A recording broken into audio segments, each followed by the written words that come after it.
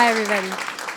So I'm buckled into my snowboard, and I'm standing at the top of the halfpipe on Buttermilk Mountain in my hometown, Aspen, Colorado. You guys might know something about that. And it's January 2003, and I'm competing at the Winter X Games, which is the biggest and most progressive event in all of action sports and snowboarding. And I've competed at the X Games the 2 years prior, and I didn't really do so well. In fact, I had completely choked at both of them, so I didn't have really a good result yet. The 4 years prior, I had graduated from high school, and instead of going off to college, like I always thought I was going to, and I had always worked really hard in high school to get really good grades so that I could go to a good college. But instead of going to college like I always thought I was, and like all of my best friends were doing, I decided to not do that. And I decided to chase my dream of becoming a pro snowboarder and an Olympian. And so the 2 years prior, I had been competing at the X Games, and I wanted to do really, really well, to show all of my friends and my family and my community that I had made the right decision. But unfortunately, that mindset just did not work out so well for me. And I completely just cracked under the pressure of my own expectations and my own judgments. But this year was different because I was standing at the top of the halfpipe, about to drop into my very first qualifying run. And I knew that everyone was whispering that this year I was actually the gold medal favorite.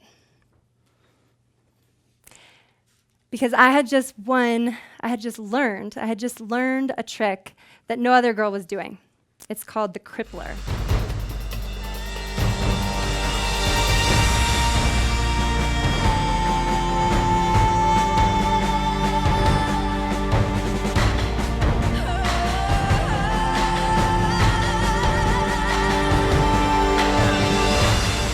There it is, right there. So I had just spent about the last year learning this trick. I had fallen, I had gotten back up again, I had fallen again, gotten back up again, given myself multiple black eyes, wanted to quit more than I'd like to admit, but I persevered because I really knew that this trick was within my potential. And so the perseverance paid off because now the trick was mine, and I had actually just won the first 2 contests of the season with it, which is why I was now standing at the top of the halfpipe at the X Games, the gold medal favorite. So someone told me, "It's your turn, Gretchen," fist pump like we always do in snowboarding, and slid down, visualized my run, and then just let all of it go, and I dropped in. And on the first hit, I threw my Crippler, and I fell. So I get back up, and I snowboard down to the bottom of the halfpipe. And my world goes from excited and nervous and full of all of this potential to, everyone knows, this state of just going into this deep, dark cycle of doom. And literally, my world just went dark. And as I'm waiting for the snowmobile to take me back up to the top of the halfpipe for my second run, I really am going down a really bad track.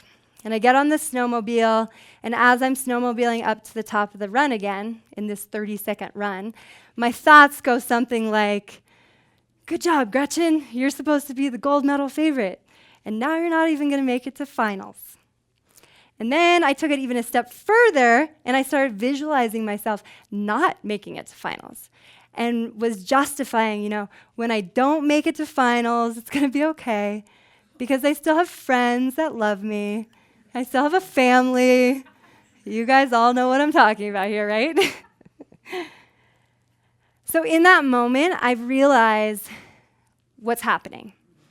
And I realized that I'm going down this wrong path, and that actually it's a choice. And so when I get off the snowmobile at the top of the halfpipe, instead of walking over to all of my friends and my coaches, I decide to go off into this little private space. And in this space, I just start breathing. And as I start breathing, I start looking around and actually seeing where I am. And I look down below me at the snowmobile track with all of the crazy snowmobilers, like going through the berms and the whoops and hitting the jumps. And I smile because that little slope that they're on is called Panda Peak, and that's where I learned to snowboard. And then I look up above me and I smile again because that's the slopestyle course filled with jumps and rails. And I smile because that's where I competed with all of my friends on the local snowboard team, and where actually I had first competed and won my first gold medal. And so I just start to smile and I start to be grateful for where I am and realize that that little girl who learned to snowboard on Panda Peak and then who competed on that slopestyle course right above me, that little girl had always wanted to be right where I am right now. And in that place, I just start feeling really grateful that I'm there, and also all of the people who helped me get there, because it wasn't just me. It took a village. And so in that moment, I realized that this day has nothing to do with me, and it has nothing to do with me winning, but that every single person who's there watching the event, they just want to see the best snowboarding in the world. They wanted to be inspired. And so me being a dark storm cloud on my snowboard because I'm not going to win the gold medal, like that's not very inspiring. So I decide right then and there that it's time to let go of that gold medal and just do the best that I can. And that I'm not going to do the best that I can. I'm going to do the best that I've ever done in my entire life, and I'm going to give everyone a really good show. And so with that, I was just filled with this incredible, confident, knowing energy. And so I go to the starting gate, and I start buckling into my snowboard, and something really magical starts happening. It was literally like out of a movie. So that year, one of my sponsors, Oakley, had made this gigantic pink poster of me. And I look up, and all of the people who are lining the half pipe start throwing this gigantic poster over the sponsor banners.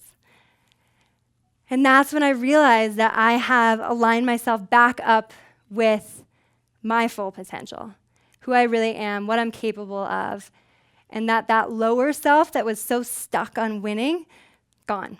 No doubts. No fears in this place.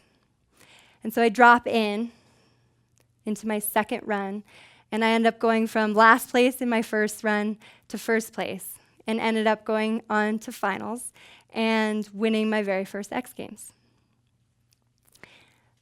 So that's me. So I won my first X Games, but Coolio also gave me my first X Games medal. But what was even more exciting than winning the X Games and having Coolio give me my medal was that this was the first time in my entire career that I learned how to tap in and access flow state on purpose. So who here knows what flow state is? Okay, a lot of people. So it's kind of this buzzword right now that everyone's talking about. Everyone's kind of heard about it, but it's also sort of this abstract concept that no one really knows what it really is. And it's seemingly this state that's also just for a certain type of person, whether it's an athlete or it's an artist or a performer or maybe even a scientist. And so it's also seemingly this state where someone might be getting into this like hyper-focus, and in that state, the person's able to achieve like this superhuman feat or innovate or maybe even solve a problem that's never been solved before. But what I would like to suggest is that flow state is actually the process of accessing and tapping into our own human potential. And our own human potential is so unique and different, because all of us have our own unique sets of talents and gifts, skills, desires, aspirations, and also the potential that lies within every single one of us is unique and different. And it's also dependent on our willingness to explore it. But I also believe that flow state is our birthright as human beings. And so it's possible that every single one of us, possible and most likely, that every single one of us has tapped into this state in our lives, whether we knew it or not. So a really good example is every single one of us has probably been to an airport before. Am I right? So who here has ever stepped on the moving sidewalk? Okay, so there's two options to get to the gate. You can walk the regular trail, or you can choose to walk on that moving sidewalk, which gets you to the gate that much quicker, easier, and really it's the same effort, but you're just there quicker. So that's kind of the feeling of flow state, that you access this state where it's not effort, it's very easeful. So the story I told you, okay, so I'm a little behind now. There's some cool photos. Where are we now? There's a little bit. So the point is, I gave you a snapshot of flow state, the first time I achieved it on purpose. And so that's really what I want to talk to you about today, is how do we access and tap into our full potential whenever we want, when it matters most, but in every aspect of our lives, not just at the X Games, or not just in your career, but in your relationships, and in your families, and in when you're having fun. How do we access ourselves fully? And so how did I even get to the X Games where I was the gold medal favorite? And how did I even get to the point where I had the awareness that I was going down the wrong path and realized that it was a choice? How did I get there? So this is where I want to kind of rewind and go back to when I was 4 years old. And it really, for me, started with a purpose. When I was 4 years old, I watched the Olympics with my family in front of the TV. And when I watched the Olympics, I was so inspired that it literally gave me goosebumps. And I was so inspired by these athletes who win, lose, or draw. Every single day, getting to that point, they had lived their lives with passion, with purpose, with curiosity, with dedication, with inspiration. They were living their lives fully, and I really wanted in on that one. So I decided I'm going to become an Olympian. I had no idea how I was going to become an Olympian, and honestly, I didn't really care either. I just wanted to become one. So I literally played every single sport you could ever imagine.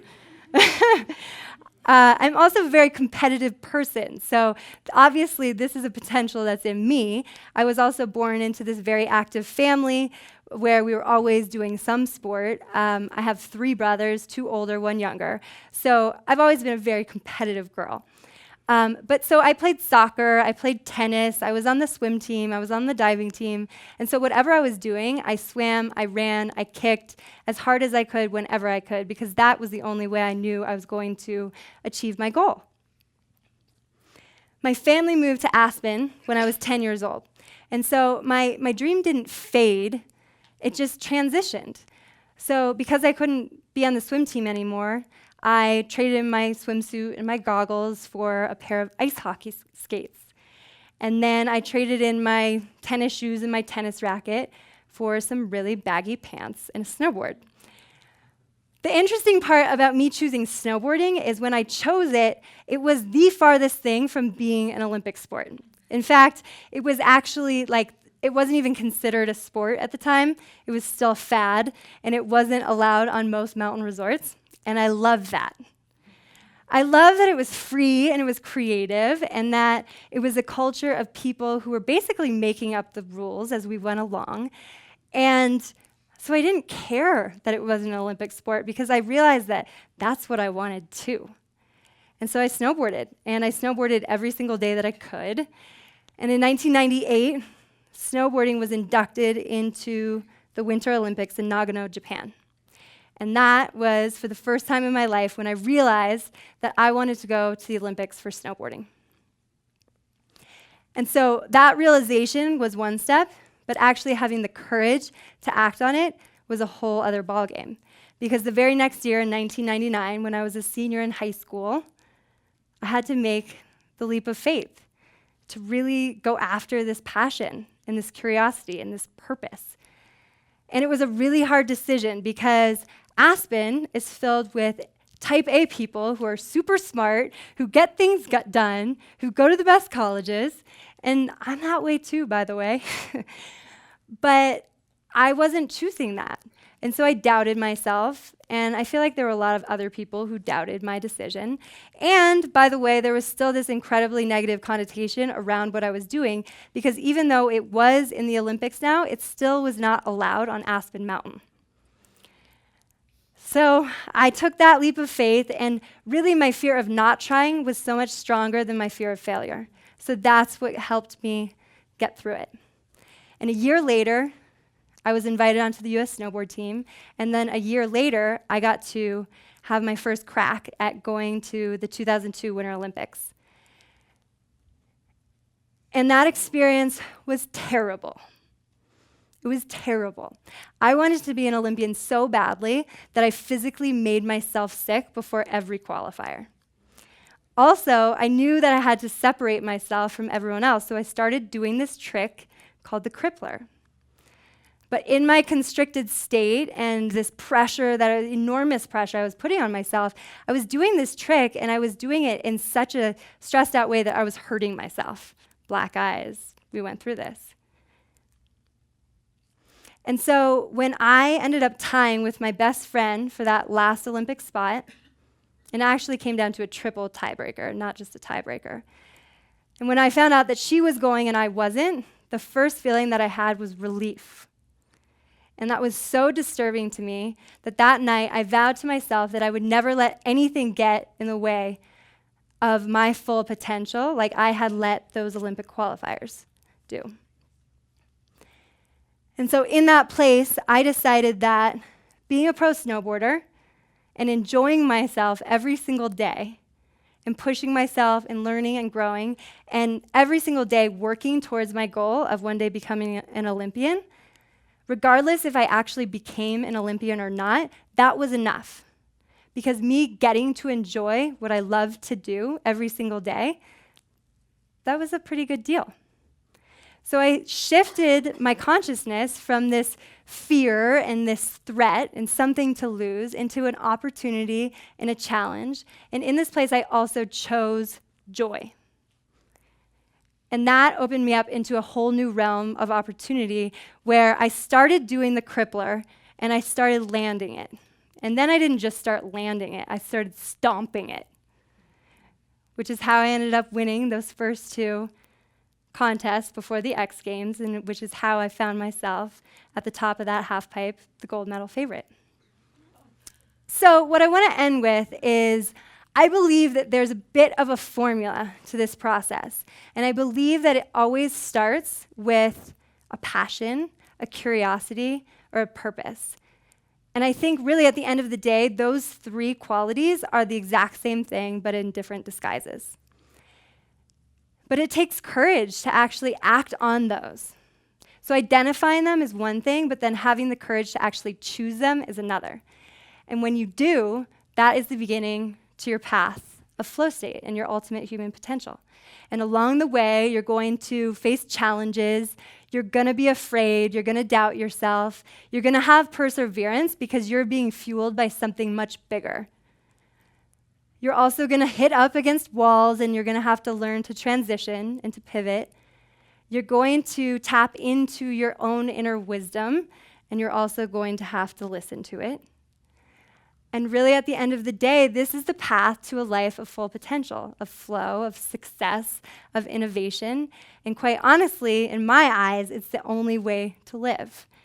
And it's scary, it's uncertain, and it's also always evolving, because the more you show up, the more those curiosities, those passions, and those purposes also evolve. So it's a constant road. But like I said before, it's the only one that I know how to live, and quite honestly, is the only one that I will ever want to live. If you tell a big story, and that's going to become kind of a theme here today, if you tell a big story, eventually that story starts to kind of fill itself out. So in 2012, in the spring, we started having people show up in these workouts that we hosted. Right here is our very first member. a woman named Sarah Wild. She's super fast.